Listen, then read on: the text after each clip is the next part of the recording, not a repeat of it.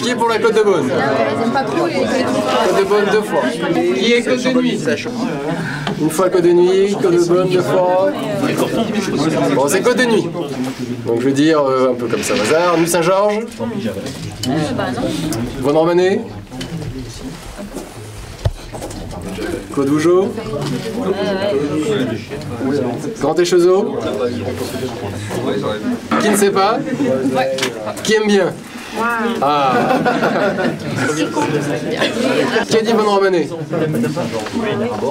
Bon, les gens qui ont dit Beaune-Romanée ont raison. La première question était facile. Bon, il s'agit du Beaune-Romanée premier cru, les Malconsables. En fait, on est le lendemain du Vinocamp, on est dans une cave.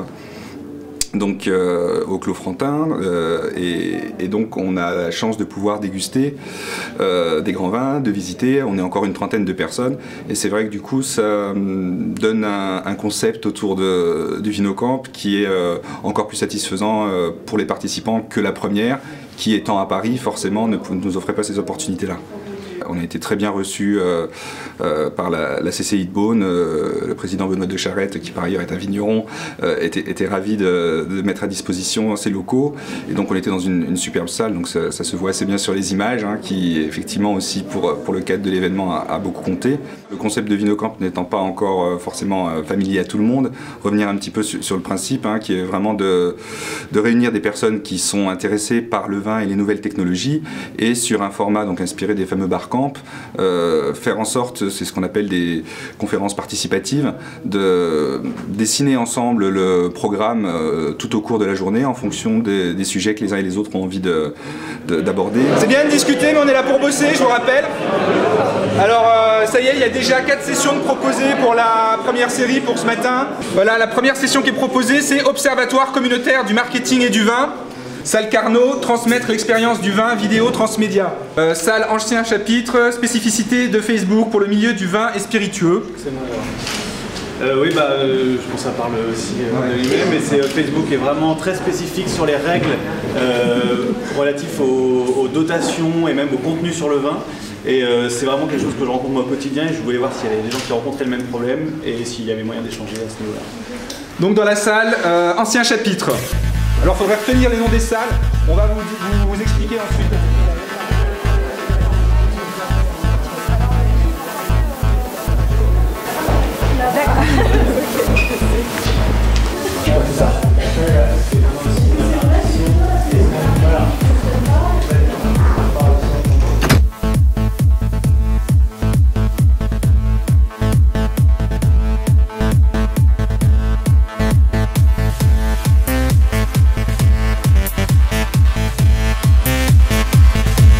Donc dans cet atelier, on a discuté sur l'intérêt de proposer des outils de cartographie viticole. J'ai fait cette démo spécifiquement pour le Vinocamp. Donc une première idée d'application, c'est pour un domaine viticole, de montrer où sont ces vignes et de montrer où sont ces vignes dans l'appellation et dans le climat. On a quand même juste dit qu'il fallait personnaliser la relation avec les clients sur Facebook, peut-être en créant un profil plus personnel, un profil institutionnel qui soit une page fan, et un profil plus personnel qui soit un profil, quoi. Avant de se dire comment j'engage la conversation, peut-être qu'il faut d'abord se poser la question pourquoi je veux engager la conversation. Donc on a parlé de la réalité augmentée, de ce que ça pouvait apporter à l'onotourisme. On a parlé aussi des QR codes. Qu'est-ce que le mélange entre les QR codes et la réalité augmentée? On s'est dit des aspects un peu ludiques qui pouvaient rajouter à la réalité augmentée elle-même, inciter les gens par exemple à aller se promener dans le vignoble via des applications de réalité augmentée. L'idée, c'est de créer un observatoire international des bonnes pratiques autour du marketing du vin. Le projet sur lequel on ressort, c'est de présenter au prochain Vinocamp, c'est ambitieux, une maquette ou du moins un projet finalisé, concret, d'une application dans laquelle tous les professionnels du marketing du vin feraient un recensement des bonnes idées qu'ils ont rencontrées et aussi un partage sur quels sont les meilleurs flux, les meilleures informations, les meilleures choses qu'on a rencontrées.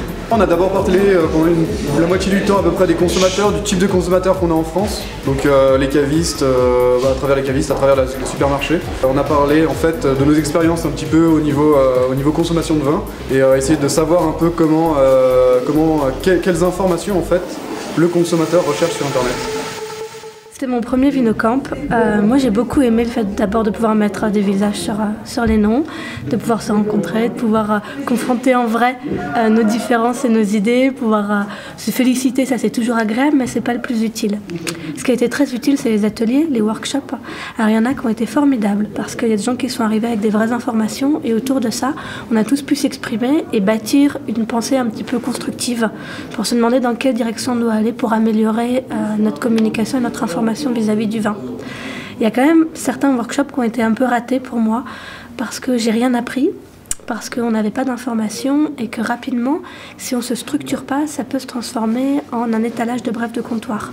Et on a tous été frustrés d'ailleurs sur cet atelier spécifique.